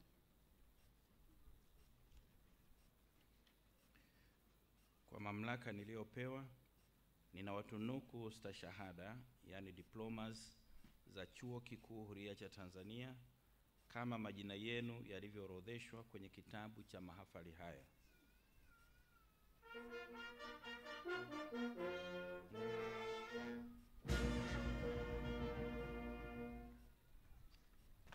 Hongereni sana, tuwapigie makofi watu wa stashahada diplomas mbalimbali ambao wamehitimu leo katika mahafali haya ya 39.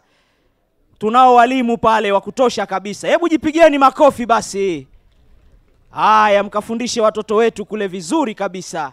Asante sana. Endelea mkurugenzi. Mheshimiwa Mkuu wa Chuo Kikuu Huria cha Tanzania, katika mahafali haya jumla ya wahitimu 1159 wamefuzu na kustahili kutunukiwa astashahada, yani certificates za Chuo Kikuu Huria cha Tanzania. Kati yao wanaume ni 616 ambao ni sawa na 53%, na wanawake ni 543 ambao ni sawa na 47%. Wahitimu 1030 katika programu ya maandalizi, yani Certificate in Foundation Program, ambao majina yao yameorodheshwa katika ukurasa wa 96 mpaka wa 130. Wahitimu 40 katika astashahada ya kazi za vijana, yani Certificate in Youth Work, ambao majina yao yameorodheshwa katika ukurasa wa 130 mpaka 131. Wahitimu 11 katika astashahada ya ukutubi na usimamizi wa habari, yani Certificate in Library and Information Studies, ambao majina yao yameorodheshwa katika ukurasa wa 132. Wahitimu 21 katika astashahada ya mitindo ya nywele na urembo, yani Certificate in Hairdressing and Beauty Therapy, ambayo majina yao yameorodheshwa katika ukurasa wa 132 mpaka 133. Mhitimu mmoja katika astashahada ya elimu kwa masafa, yani Certificate in Distance Education, ambaye jina lake liko katika ukurasa wa 133. Wahitimu 3 katika astashahada ya uhasibu, yani Basic Certificate in Accounting, ambao majina yao yako katika ukurasa wa 133. Mhitimu mmoja katika astashahada ya ujasiriamali, yani Basic Certificate in Entrepreneurship, ambaye jina lake liko katika ukurasa wa 134. Wahitimu 22 katika astashahada ya ugavi na manunuzi, yani Basic Certificate in Procurement and Supply, ambao majina yao yako katika ukurasa wa 134 mpaka 135. Wahitimu 3 katika astashahada ya usimamizi wa biashara, yani Basic Technician Certificate in Business Administration, ambao majina yao yako katika ukurasa wa 135. Na wahitimu 23 katika astashahada ya sayansi katika teknolojia ya habari na mawasiliano, yani Information and Communication Technology, ambao majina yao yako katika ukurasa wa 135 mpaka 136.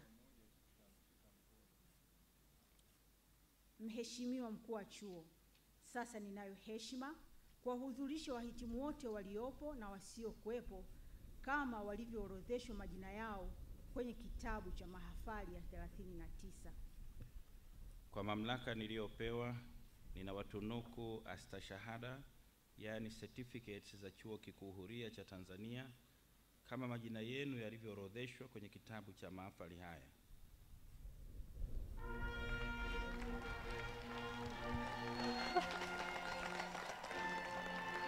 Safi sana. Simama kidogo.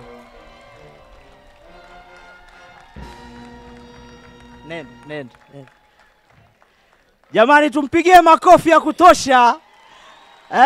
Bwana huyo amekuja hapa leo, ameonyesha ujasiri mkubwa. Maana wale wengi wa certificate huwa hawapendi kufika, wanasema paka tupate degree. Lakini kumbe kwa kufika hapa, maana yake unajifunza na unaimarika zaidi. Hongera sana. Tupigie makofi ya kutosha. Safi sana. Jamaa ameonyesha ujasiri huyo. Hongera sana. Sasa utafika mpaka kwenye PhD. Tupigie tena makofi ya kutosha. Asante sana Mheshimiwa Mkuu wa Chuo. Naona sasa tumefikia mwisho wa shughuli yetu kwa maana ya kuwahudhurisha. Lakini kabla hujavunja mahafali kidogo, wakati ulikuwa unafanya kazi yako hiyo, na tangu tulivyoanza, kuna beti 2-3 za mashairi nimeziandaa na nitaziwasilisha hapa mbele. Nitaanza na mgeni wetu rasmi, Mheshimiwa Daktari Mohamed Shein, Rais mstaafu wa Serikali ya Mapinduzi ya Zanzibar. Nyoyo zimejaa furaha kusikia zako nasaha hapa Bungo Kibaha, mahafali ya 39. Shein mwenye hekima, busara, kujituma, amejaliwa huruma, wananchi kuhudumia. Mpole mwenye subira, asiyeyumba imara, mtulivu asopapara, Shein amejaliwa. Maneno yake mchaguzi, kazini mchapakazi, anaujua uongozi, sote tunajivunia. Rais Shein oye! Rais Shein safi! Rais mstaafu Shein safi! Asante sana, nilimwandalia beti hizo 4 na sasa ninakwenda kuendelea kwa yale alikuwa ameyasema. Amehimiza uzalendo pamoja na upendo, tuvipunguze vishindo, wananchi tukawahudumie. Tuimarishe ubora, chuo kitawa imara, kitazidi kung'ara kwa heshima kubwa duniani. Sasa naenda kwa mzee Pinda. Pinda wetu mizengo, mbobezi wa mipango, imara kama mipingo, chuo huria kinasonga. Narudia hapo.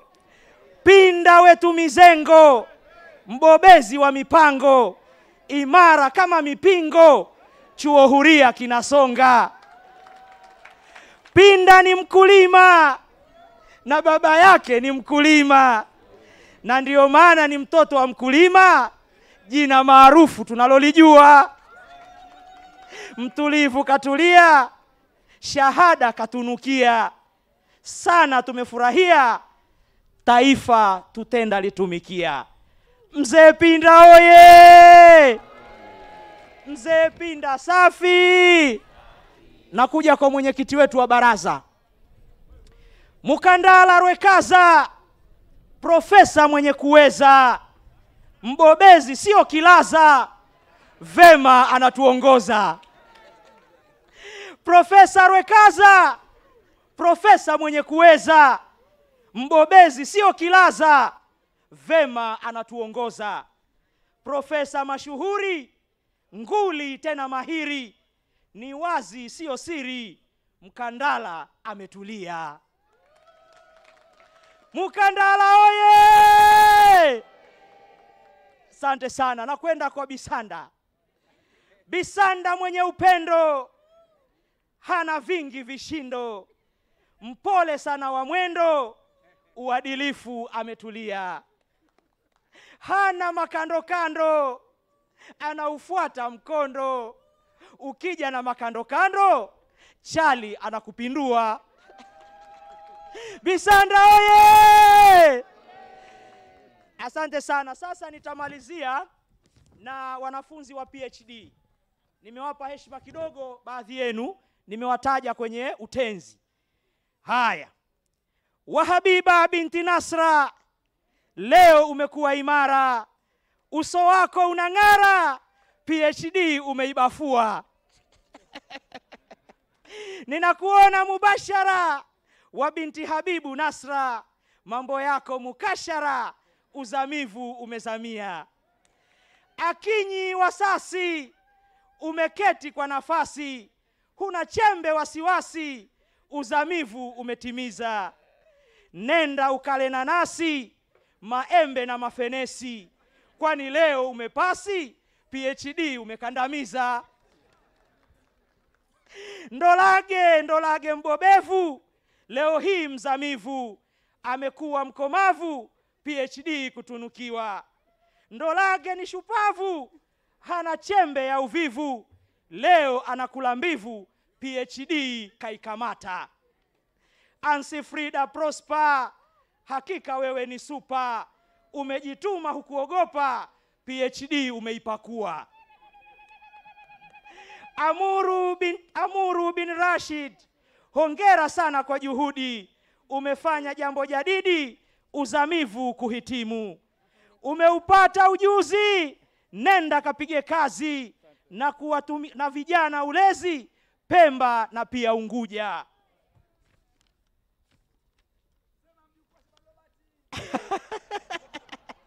Asante sana. Nimepewa jina mjukuu wa Shabani Robert, lakini vile vile mfuasi wa Euphrates Kezilahabi, mashairi ya kisasa. Namalizia, Masawe Kongole, kumaliza yako shule, sasa wewe ni Shomile, mzamivu wa Tanzania. Utaongeza ubunifu, kazini unyumbufu, utaongeza uzoefu, tija katika kazi. Sote wa Azimio, hongera kwa mafanikio. Tunahitaji maendeleo, lugha yetu ya Kiswahili. Hongera ndugu Chacha, nimeiona yako picha, mubashara hujaificha, Joho uzamivu umepigilia. Ndugu yangu Mofuga, yametimia mafiga, matatu yote umepiga, PhD umebafua. Mari Ivani, nakasema Romani, naye Buhemberekerini, hongereni sana, hongereni. Asante sana, nawashukuru sana kwa kunitunza. Nawashukuru sana. Chuo Kikuu Huria oye! Chuo Kikuu Huria safi! Jamani, nimepigwa mipunga hapa, mambo ni super. Sasa namalizia kwa wanaohitimu. Graduating class of 2020. Education is an arena of battle in which you don't pass if you don't settle. Always try to be humble by fighting like a Maasai who protected his cattle. We believe in you all. We believe in you that you are wise enough to rise. Unless otherwise, some inconveniences will arise. Do not be upset when you take your seat, but make sure you attempt each and everything in your work. Always try to be skeptical, but never cynical. Always try to be practical, but not too much theoretical. Be critical and analytical, and all co. I was just giving you the news, and let you not confuse. They're just developmental views, so please make them on use. Dr. Mohamed, jina langu ni muhimu kuitajia kaumu. Msije mkalaumu kwamba najifagilia. Dr. Mohamed jina langu, Omari ni baba yangu, na Maguo ni babu yangu, na ukurugenzi mawasiliano na masoko hapa Huria ndiyo cheo changu. Chuo Kikuu Huria oye! Chuo Kikuu Huria safi! Mahafali 39 oye! Asante sana Mheshimiwa Profesa Bisanda, karibu endelee na utaratibu.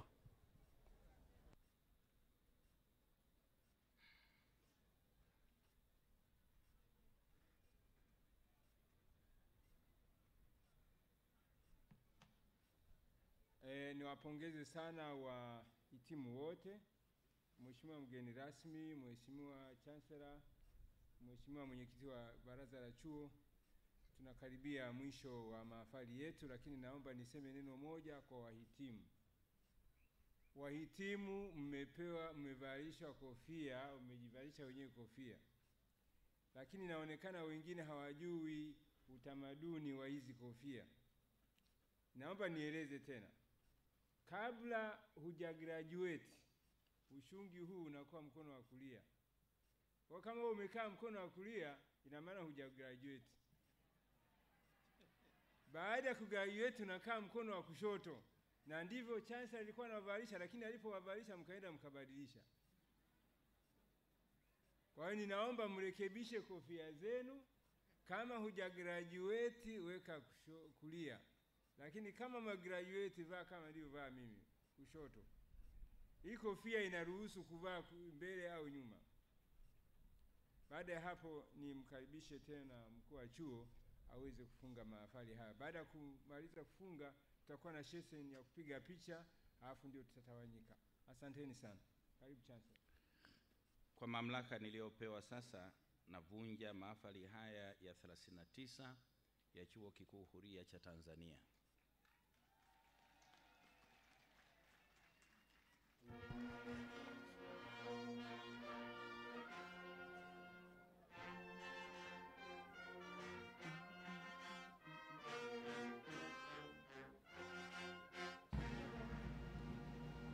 Asante sana bendi yetu. Makofi ya kutosha.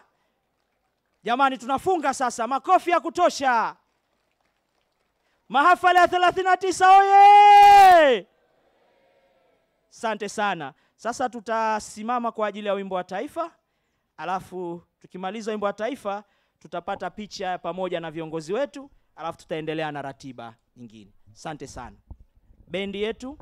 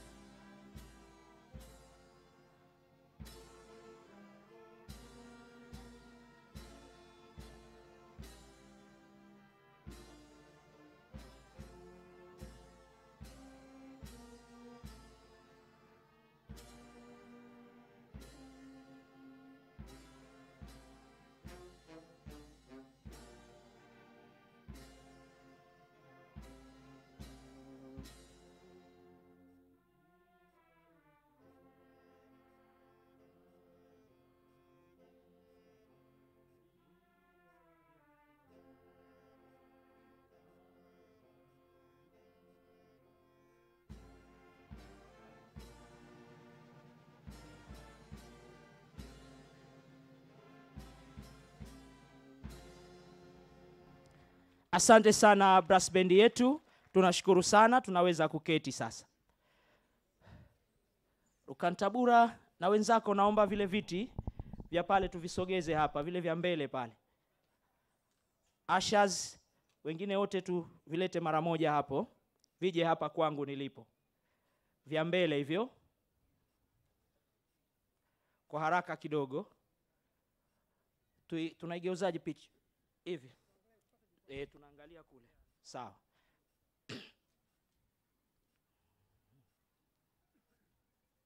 Hapa.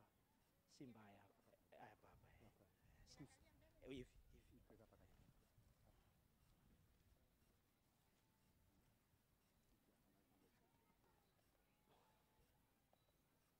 Tupate viti 9 kwa haraka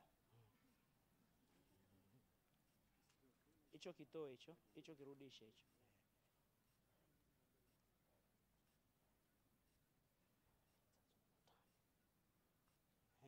Asante sana. Leta upande huu Sara.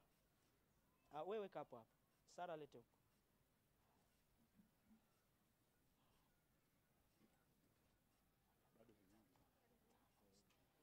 Lete kimoja kingine.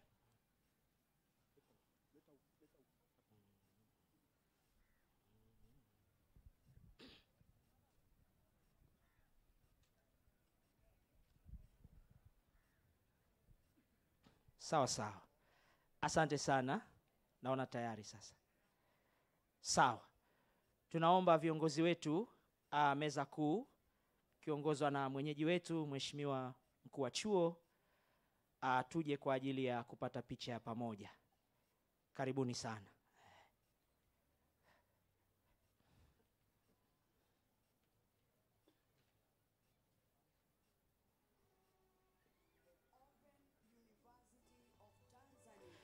tutapata picha ya meza kuu, wale wa mbele wakiwa wameketi, alafu baadaye tutapata picha na hawa wengine, tutakuja kusimama nyuma yao.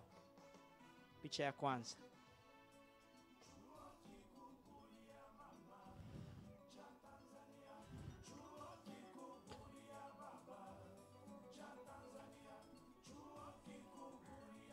Profesa Ngware, karibu sana.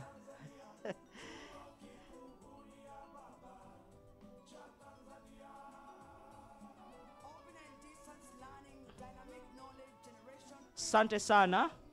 Haya, wapiga picha wetu sasa, anzeni shughuli.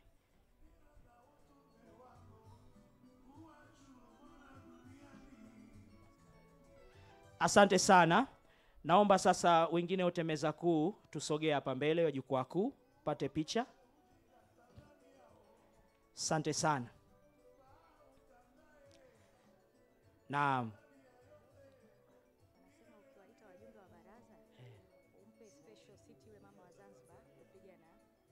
Subiri hapa hapa. Asante sana. Asante sana. Picha nzuri hiyo. Viongozi wetu wote karibuni. Haya. Naona sasa imekaa vizuri. Asante sana. Tunawaomba wajumbe wa baraza, kabla viongozi hamjatoka, samani kidogo. Wajumbe wa baraza tafadhali njooni mjoini hapa. Wajumbe wa baraza tuipate kwa pamoja na viongozi wetu, pamoja na wajumbe wa seneti pia. Wajumbe wa baraza na seneti karibuni. Wengine waje upande huu, wengine ule. Pate picha na viongozi wetu.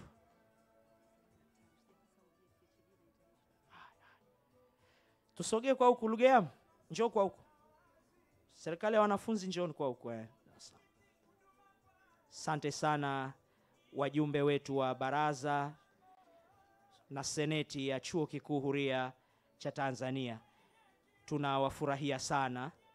Asanteni sana. Safi sana. Vipi, tayari? Haya. Sawa. Unasemaje Sharifa? Naomba wakati huo tutakapotoka watu wa PhD njooni. Nimeambiwa kuna mjumbe mmoja kutoka Zanzibar. Napenda kupata picha hapa, mjumbe wetu wa baraza wa kutoka Zanzibar, Bi Maimuna. Karibu upate picha hapa na Mheshimiwa Rais mstaafu. Asante sana. Haya, simama hapo karibu nyuma. Hapo hapo. Huyo ni mjumbe wetu wa baraza la chuo kutoka Zanzibar, Bi Maimuna. Tuko naye kwenye baraza letu. Asante sana Maimuna. Asante sana. Haya, njooni sasa PhD pamoja na wasimamizi wenu. PhD candidates na supervisors. Twende kwa haraka kidogo. Dr. Maulid wa international students waandae wakae karibu hapo. Dr. Maulid na Dr. Flora Kionde, international student, wasogeze karibu hapo. Haya. PhD candidates na supervisors wao. Vizuri sana. Asante sana. Safi. Imekaa vizuri hiyo. Nashukuru. Wafanyakazi wa chuo ambao mko hapa, kina Dr. Saidi Masomaso na waona, njooni. Na wengine wote, hata wale ambao mkuvalia majoo mko hapa, njooni mpate picha. Wafanyakazi wa chuo, karibuni sana.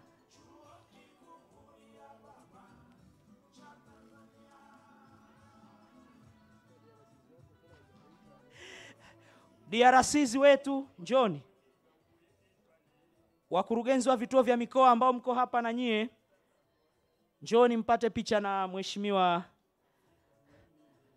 mgeni wetu rasmi. Ngojeni watoke hawa, alafu mtaingia nyie. DRC subirini hapo. Ngoja watoke hawa. Asante sana. Haya. Mekaa vizuri hiyo. Haya, sawa. Asanteni sana. Wakurugenzi wa vituo vya mikoa, haya nendeni. Mheshimiwa mkuu wa chuo, Mheshimiwa Pinda, akiwa kule TAMISEMI wakati ule na ofisi ya waziri mkuu, ndo alikuwa anasimamia mambo haya ya tawala za mikoa. Hawa ndio Mheshimiwa Pinda wanakusaidia kazi kule kwenye vituo vyetu, nao wamekuja kwenye mahafali. Karibuni sana.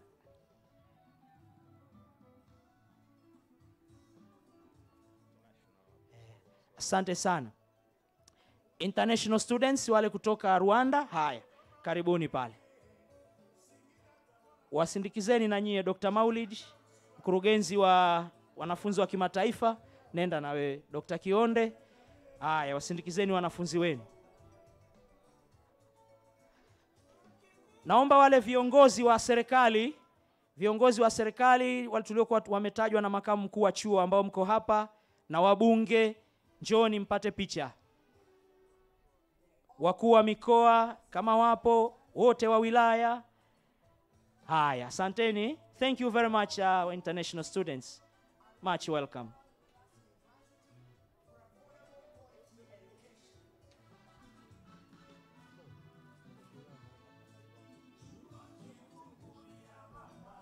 Na maofisa wa jeshi pia ambao walihitimu leo, njoni pia na nyinyi.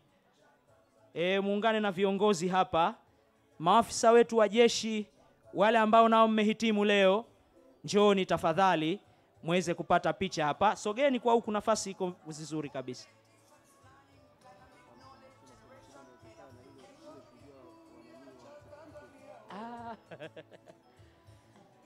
Kumbe mko wengi Viongozi wa serikali mko wengi Safi sana. Sasa ili tupate picha vizuri, tutakata makundi mawili. Nyie wa hapo hivi sogeni kando kidogo, alafu tutawaita ili hao wasogee vizuri. Sogeni tu kando, msiwe na wasiwasi, tutawaita. Haya, tusogee sasa pale. Na nyie pia sogeni huko. Wacheni hao hapo. Sogea, tutaingia kundi la pili. Haya, tupate kundi hilo basi. Kumbe viongozi wako wengi. Safi sana. Sasa mkasimamie vizuri kule bwana. Mkipe heshima chuo chetu kwa kazi nzuri. Haya, asante. Kundi la pili la viongozi na wale maafisa wetu wa jeshi. Na nyie pia ni wa Haya, sasa tutakuwa tunamaliza maana wote watataka kupiga picha, haitowezekana sasa. Haya, piga hiyo ya mwisho hiyo. Haya, piga ya mwisho hiyo. Piga ya mwisho hiyo, izumu kabisa ikae vizuri. Izumuni watoke wote. Haya, asanteni sana. Ya mwisho kabisa ni ule shujaa wa certificate. Yule bwana wa certificate yule aliyejitokeza leo. Njoo upate picha. Pamoja na wadiploma wote ambao mmekuja, njooni. Yule wa certificate na diploma, njooni mara moja. Certificate na diploma. Haya, njooni kwa haraka basi.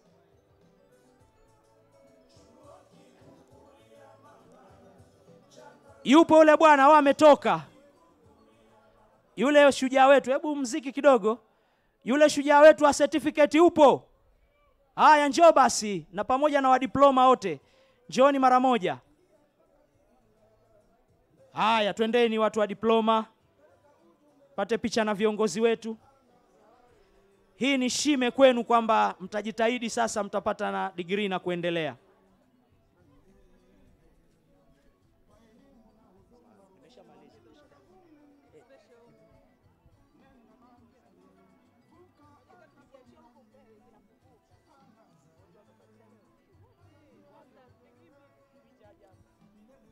Haya, asante sana watu wa diploma hao na certificates ambao wamekuja kwenye mahafali haya.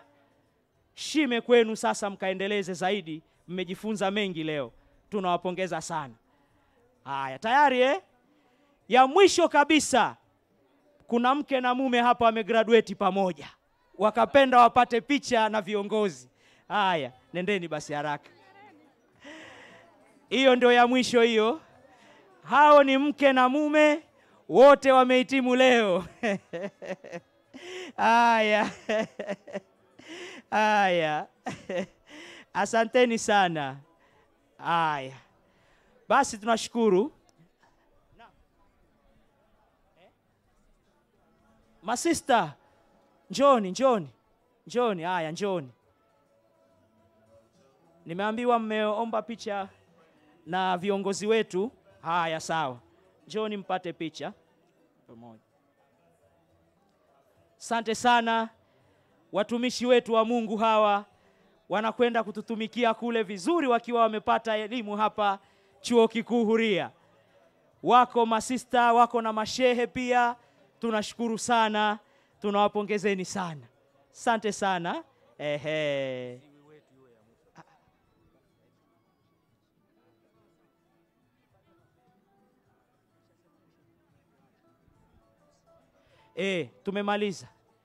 Tumemaliza. Asante sana. Ndugu wahitimu wetu, tunaomba sasa basi tukae vizuri, tuwaruhusu viongozi wetu watoke kwa maandamano kama walivyokuwa wameingia.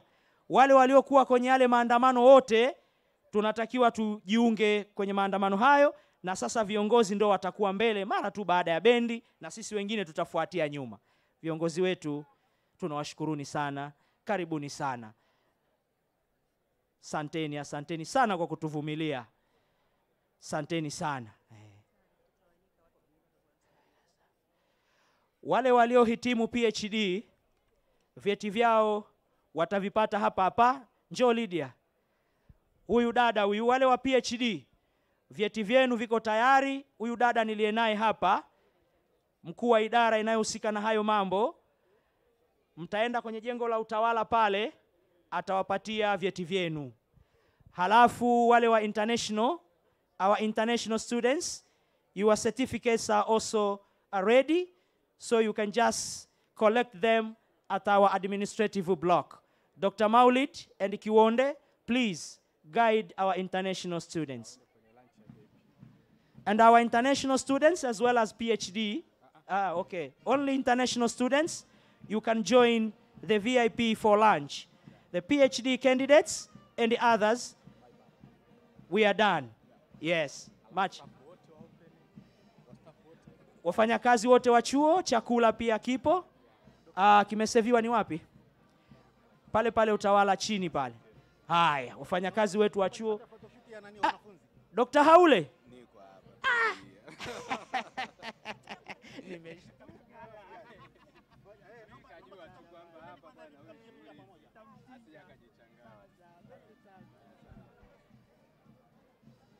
Haya, wahitimu wetu tunawafurahia ni sana. Natumai na nyie mmefurahi, shughuli imeisha vizuri. Sasa mwende mkasherehekee vizuri kabisa. Ingawa sijapata kadi za mialiko, lakini nitapita huko, nitakapokuta mnuso basi na mimi naingia na bafua. Asanteni sana.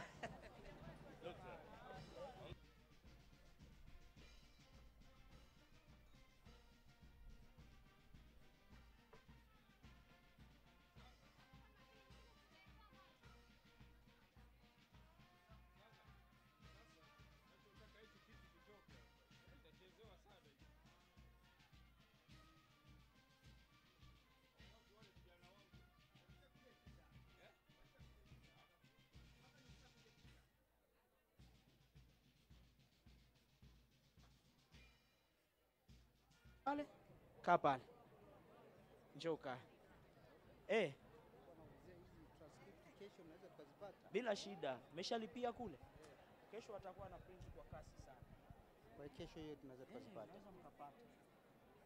Hairi.